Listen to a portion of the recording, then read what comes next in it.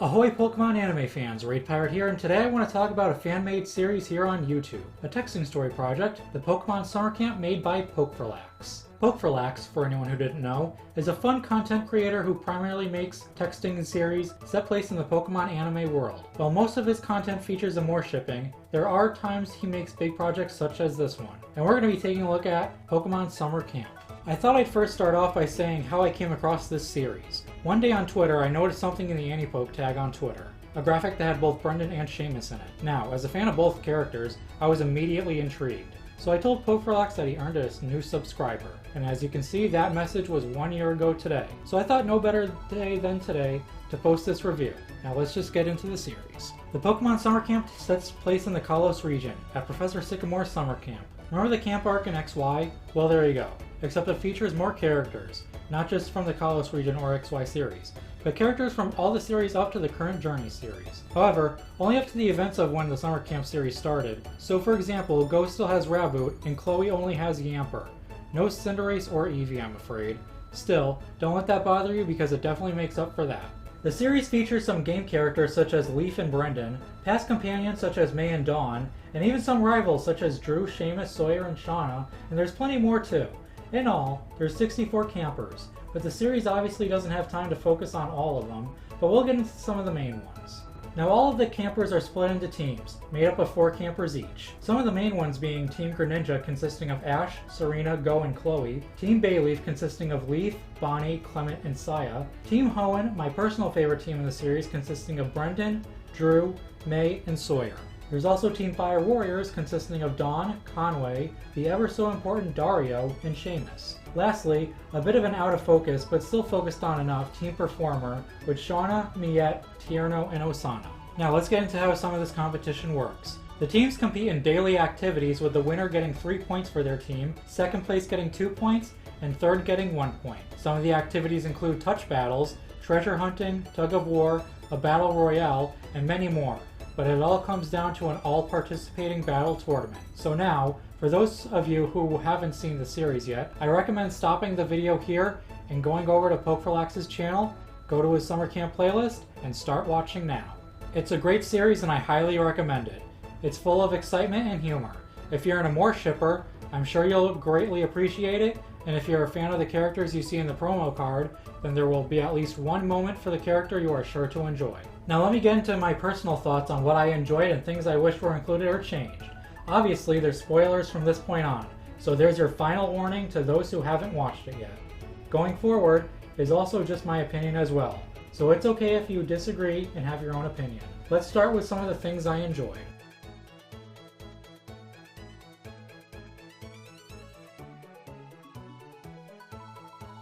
Firstly, I really do love the idea of this series. Bringing in the cast of characters was brilliant, and I feel some of my personal favorites were spotlighted well, most notably Brendan and Seamus. I also really enjoyed a number of interactions we wouldn't see in the show, including Go helping Bonnie capture Chingling, then Bonnie also interacts with Seamus and getting him to look after it. And it was definitely amusing how Bonnie made a friendship with him, and Seamus even warmed up to her as the series went on. Another one of these interactions that I thought was fun and unique was the interactions between Chloe, Serena, and Clement, becoming detectives to find out what was going on with Leaf throughout the series. When it comes to my favorite interaction though, I think it comes to no surprise to anyone who knows me, or read the comments in each episode, that I personally found the times when Brendan and Seamus interacting to be my favorite. I'm glad they made a friendship with one another. A big shout out though, is the teamwork and team bonding of Team Hoenn, the best team at the summer camp. Especially the Hoenn shipping moments, such as May offering to teach Brendan to dance, and May congratulating Brendan on his wins during the final tournament.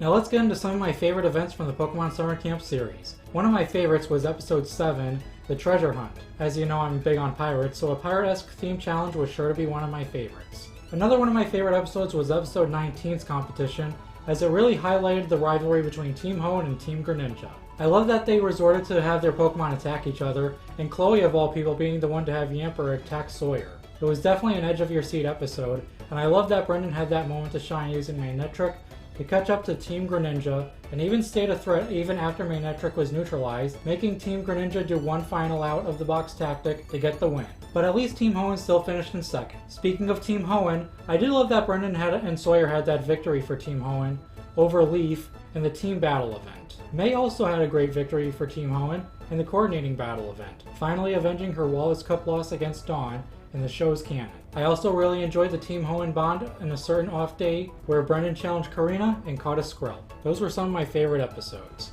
Now to reflect on the finale Grand Battle Tournament where all the campers competed. I think this was among the most hype-up portion of the series. I remember looking forward to every single episode to see who would face off against who and who would be moving on. I was on the edge of my seat just waiting for the battles of certain characters. There was definitely surprises too, like Sawyer going out in round 1 against Iris, and Saya making it all the way to the quarterfinals. One of my favorite battles from this was Brendan versus Santi, or as I will refer to him as from now on, as Fake Tobias. So we're in the quarterfinals, meaning Fake Tobias has knocked out his first 3 opponents with ease. Brendan, who was very distracted from Wally's condition, more on that later, managed to give Fake Tobias a challenge, even being the first to begin knocking out his Pokemon. Brendan fell behind, but he pulled out his secret weapon Latios and won the battle. For a character who had a ton of great moments, this was probably Brendan's most shining moment, and I really enjoyed it, knocking out this Tobias wannabe and moving on with the fair competition. Well, Brendan versus Fake Tobias was followed up by perhaps my second favorite battle in this battle tournament, which was Brendan versus Leaf. I was really happy to see this matchup. They were 2 of the most consistent competitors, and I was happy we got this draw and so late in the tournament so that we get a nearly full battle between them. I'm also someone who really enjoys girl versus boy battles, and I'm glad Pokemon gives us those from time to time, and Brendan versus Leaf was a great battle too. Brendan got the first point and looked really strong against Leaf, but Leaf had surprises too, such as her Ninetales having a strong showing against his Mega Swampert. I'm really glad the battle came down to both of them having just one Pokemon. The Clefable versus Latios finale may have been one-sided thanks to Clefable's immunity, but it was done so in such an amusing way. Watching Brendan panicked and throwing out attacks in vain, it was funny visualizing that, along with Clefable just simply taking the attacks and just walking out of them unscathed. Meanwhile, Leaf just patiently waited to deal heavy damage and pick up the win. At least Brendan had the support of his team behind him, and Team Hoenn still ended up in the top 3 teams. So the battle after that one was Ash versus Iris, and that one was enjoyable too. What I really liked about that one was that Weasel was one of the most effective Pokemon on Ash's team in that battle. I also find it amusing how Pokeferlax was able to give Iris a Haxorus before we saw that in the show, a little later in the year. The final battle between Ash and Leaf was a real done-won battle as well, but I'll get to that in the next portion. Now, the arc between Osana capturing Leaf and Bonnie was really great. It was full of intensity and terrific action among some of the cast. I really enjoyed some of the other campers finding Seamus in his secret base and him reluctantly joining them. And I especially enjoyed his battle against the oversized Trevenant, even laughing at its attempts to intimidate him. With Seamus' help on secret bases, they were able to rescue Leaf and Bonnie, and I like that Leaf put in a good word for Seamus to Diantha, allowing him to battle her. Seamus' official rejoining of the summer camp was also really cool, and of course it was funny when it got interrupted with the return of Team Hoenn. As for the Seamus vs. Diantha battle itself, it was very interesting that Diantha challenged Seamus to use 4 of his Pokemon against her Gardevoir. While it was amazing for Seamus to land a hit to Gardevoir, it was quickly established he was no match for her, and she managed to defeat all 4 of his Fire Warriors solely with Gardevoir.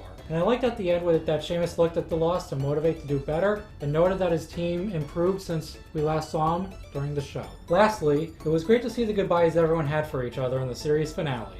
And of course Brendan and Seamus having one last interaction. I also think the series finale here was a great way to set up the sequel series, The Masked Daughter. So, those were some of the things that I really liked. Now for a bit of the things I would have perhaps changed. Don't take it too much to heart though, as I still very much loved this series. One thing I probably would have changed was some of Brendan's character story. Now while I really did enjoy the focused episode of him and Team Hoenn working together to reunite with Wally, I wish Brendan could have enjoyed himself at the summer camp more and be less stressed out throughout his time. I've also personally never really been too invested in Wally, even during playing Sapphire or Oris, probably since I preferred Brendan interactions with May. But it was still a nice reunion at the end of it all. Moving on, while I do enjoy Iris' inclusion into the series, I can't help but wonder what if Seamus hadn't been kicked out initially, how he would have done in some of the activities, how he would have continued to boss around his teammates, and how he would have done in the finals tournament. Though, speaking of his kicking out, I bet a deleted scene of Professor Sycamore confronting Seamus, informing him he had been kicked out, would have been a sight to see.